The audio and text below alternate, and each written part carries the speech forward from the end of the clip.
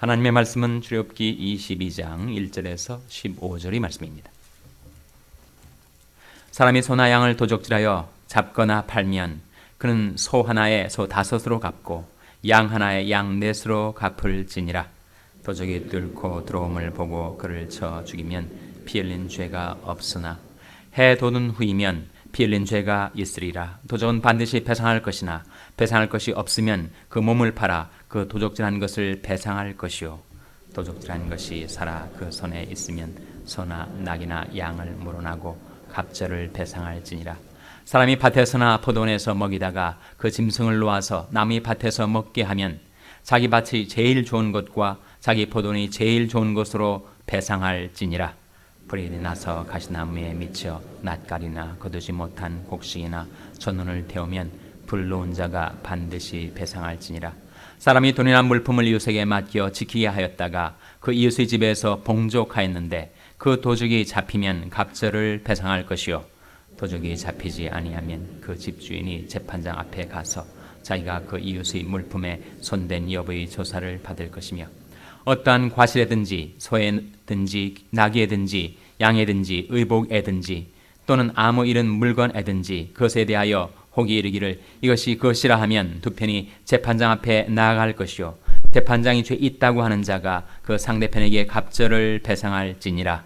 사람이 낙이나 소나 양이나 다른 짐승을 이웃에게 맡겨 지키게 하였다가 죽거나 상하거나 몰려가도 본 사람이 없으면 두 사람 사이에 맡은 자가 자기 이웃의 것에 손을 대지 아니하였다고 여호와로 맹세할 것이요 그 임자는 그대로 믿을 것이며 그 사람은 배상하지 아니하려니와 만일 자기에게서 봉족하였으면 그 임자에게 배상할 것이요 만일 찢겼으면 그것을 가져다가 증거할 것이요 그 찢긴 것에 대하여 배상하지 않을지니라. 만일 이웃에게 빌려온 것이 그 임자가 함께 있지 아니할 때 상하거나 죽으면 반드시 배상하려니와. 다 같이 읽으시겠습니다. 그 임자가 그것과 함께 하였으면 배상하지 않을지며 새 낸 것도 새를 위하여 왔은즉 배상하지 않을지니라. 아멘. 할렐루야. 저에게 평강이 볼 귀환한 마음으로 샬롬 인사 나누시기 바랍니다. 샬롬. 샬롬. 성전 건축을 위해서 여러분 계속 기도해 주시기 바랍니다. 어제 시청에서 우리에게 입주 허가를 주기로 구도로 약속을 했고 오늘 오전에 시청에 다시 가서 우리 건축위원들이 문서로 입주 허가를 받게 되어 있습니다. 그래서 모든 이사가 예정대로 진행될 예정인데 내일 금요일 날 5시 이후에 트럭이 와서 카피 머신이라든지 중요한 물건들을 실어가고 그 다음 날 있을 이삿짐 꾸리는 일을 내일 저녁에 하게 됩니다. 시간이 허락되신 분들은 내일 저녁 오셔서 이삿짐 꾸리는 일에 도와주시기를 바라고 토요일 날 새벽기도 끝나자마자 여러분 앉아 계신 의자와 강대상과 모든 남은 물품들을 또 트럭이 올 텐데 그 트럭에 실어서 우리 본당뿐만 아니라 교회 사무실 쪽에 또 중고등부 유년부 쪽에 교회 물품들이 있습니다. 그것들을 다 실어가지고 아마 이사는 토요일 오전 중에 다 끝나지 않겠는가. 또 여력이 되시는 분들은 새성전에 가셔서 마지막 청결 작업, 청소 작업에 도움의 손길을 주시면 감사하겠습니다. 그래서 오는 주일 첫 주일 예배를 새성전에서 하나님 앞에 드리게 되겠습니다. 여러분 이미 아시고 계신 분들은 그렇게 하시면 되겠고 또 어떻게 되는가 알지 못해서 방황하는 교인들에게는 그렇게 알려주시면 되겠습니다. 교회 웹사이트를 통해서나 긴급 연락망을 통해서 교인들에게 최종 확정 광고를 전달해 드리게 될 것입니다. 또 한 가지 광고 말씀은 황영주 집사님 모친이 지난 월요일 날 소천하셨어요. 김칠선 권사님 향년 81세이십니다. 그러니까 우리 스티브 황 장로님이 장모님이 되시죠. 오늘 저녁 7시 반에 가주장의사에서 입관 예배가 드려지게 되고 내일 오전 11시에 로즈힐즈에서 장례 및 하관 예배가 드려지게 되겠습니다. 유족들에게 하나님의 위로가 함께 하시길 위해서 기도해 주시기를 바랍니다. 오늘 본 말씀 출애굽기 22장 1절 말씀 같이 읽겠습니다. 1절 말씀 시작. 사람이 소나 양을 도적질하여 잡거나 팔면 그는 소 하나에 소 다섯으로 갚고 양 하나에 양 넷으로 갚을지니라. 도적질 한단 말이에요.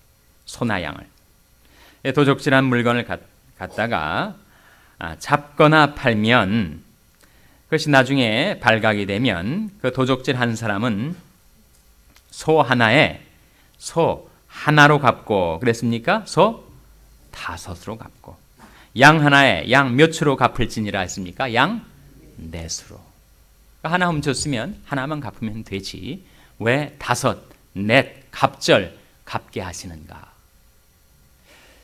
이 말씀 자체는 10계명 중에서 몇 계명을 범하는 죄였죠? 몇 계명입니까? 도적질하지 말지니라. 몇 계명입니까? 제 8계명이죠. 10계명은 며칠 지나면 또 가물가물 몇 번이 몇 번째인가.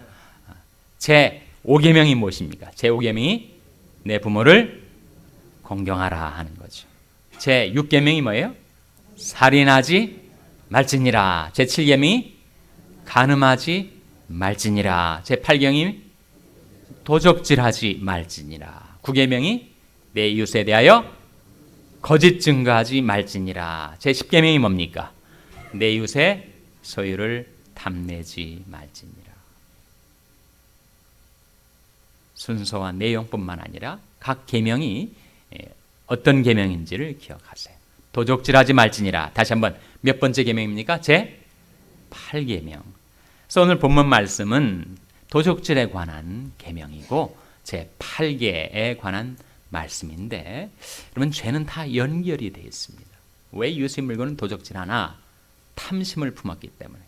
그걸 탐내기 때문에 도적질하고 도적질하다 보면 꼭 거짓말을 하게 돼요. 그러니까 8계명, 9계명, 10계명이 다 연결이 되어 있어서 그 어느 한 계명에 거치면 다른 계명들을 다 범하게 돼 있는 거예요. 사람이 온 율법을 지키다가 그 어느 하나에 거치면 즉 그 어느 하나를 범하면 그는 율법 전체를 다 범하게 되는 것이다. 그렇습니다. 그래서 육체의 행위로 의롭다함을 얻을 사람이 없습니다. 사람이 자기 육신적인 열심과 의로서 율법이 모든 계명을 다 지켜서 의를 득할 수 있는 인생은 세상에 하나도 없다는 거예요. 모든 사람이 죄를 범하였음에 하나님의 영광에 이르지 못하더니.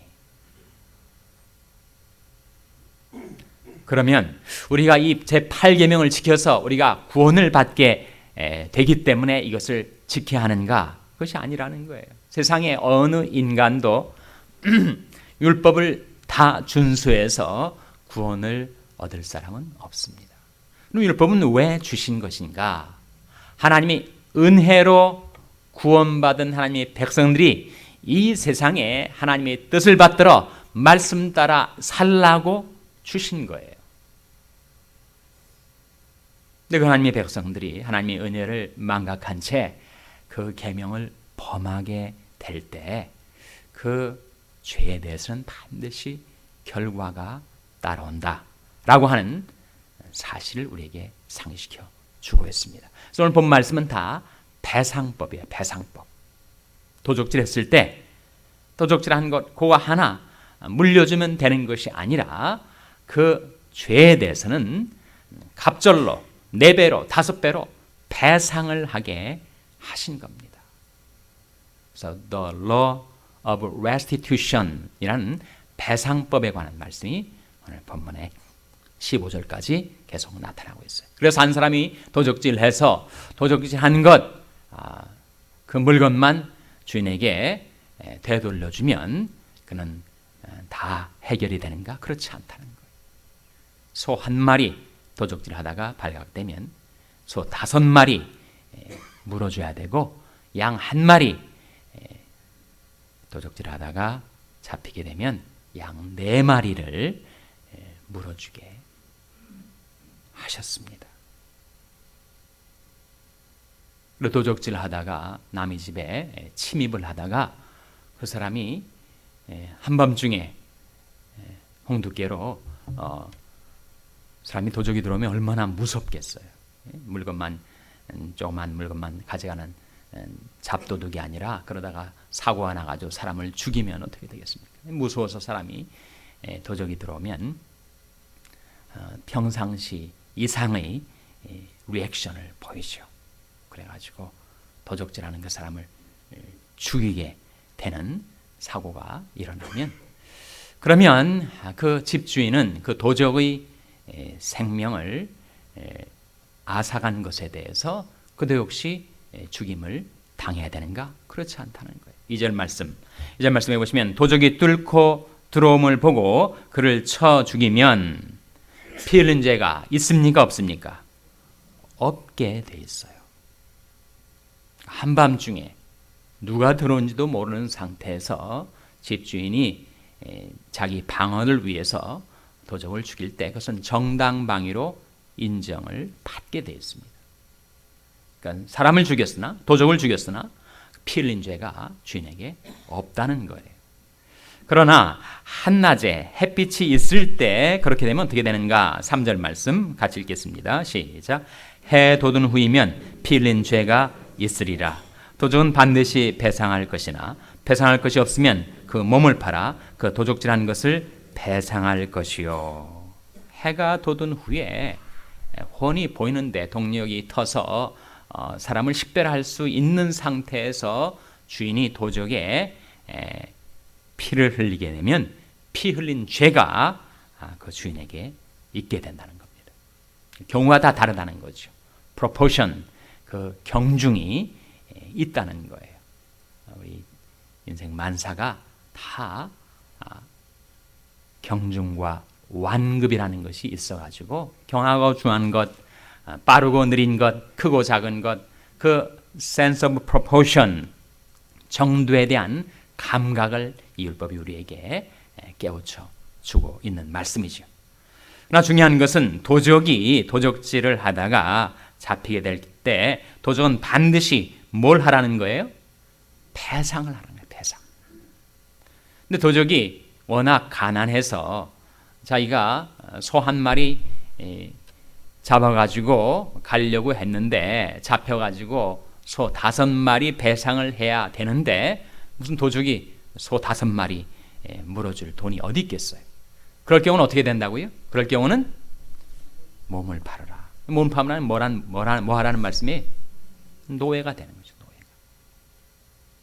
그는 자기 몸을 팔아서라도 그 도적질하는 것을 배상하도록 율법은 정하고 있습니다.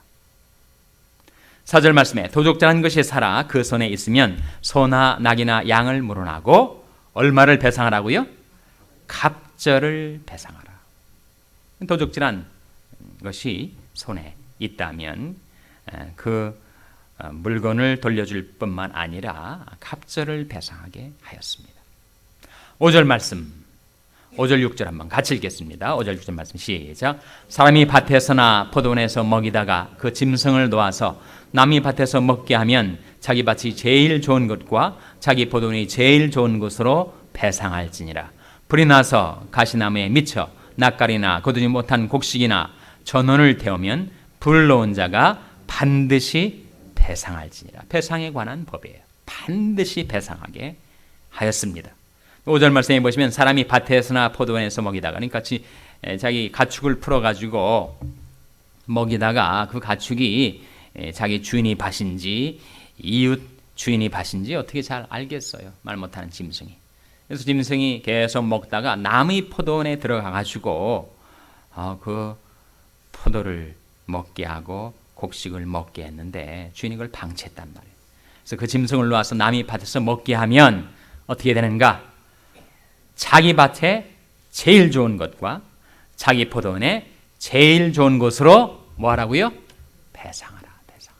이 배상법입니다. 이 배상법이 주어진 의도가 무엇인가? 죄는 반드시 결과가 있다. 그리고 하나 도적질한 것 하나 물려주면 되는 것이 아니라 갑절로 4배로 5배로 보상하게 하신 의도가 뭐예요? 의도가 애시당초 도적질하지 말라는 거예요. 죄를 범하지 말라는 거예요. 세속화의 물결이 교회 속에서도 들어와서 죄를 너무 심상히 여기는 경향이 있습니다. 하나님의 백성들이 죄를 아무것도 아닌 것으로,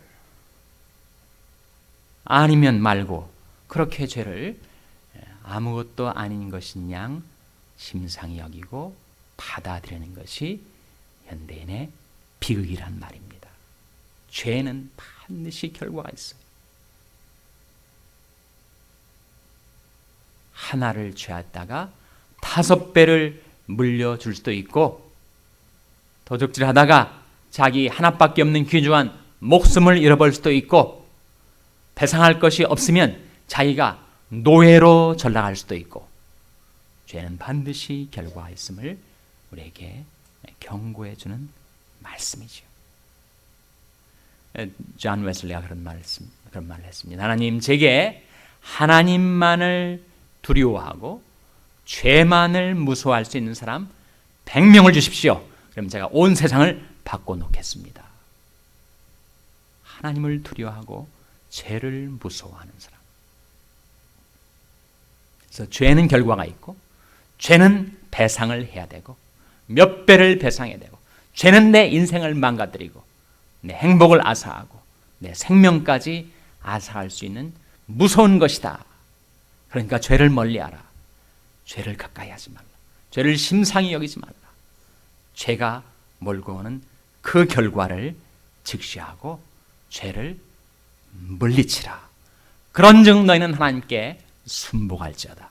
마귀를 대적하라. 그리하면 너희를 피하리라. 마귀를 대적하듯 죄를 대적하고 물리치며 하나님이 우리에게 주신 계명을 따라 살아. 이 세상 가운데 하나님이 누구와 같으신지를 증거하며 살아가는 저와 여러분 될 수 있기를 주님의 이름으로 축원합니다. 기도하시겠습니다. 오늘 말씀을 기억하며 하나님,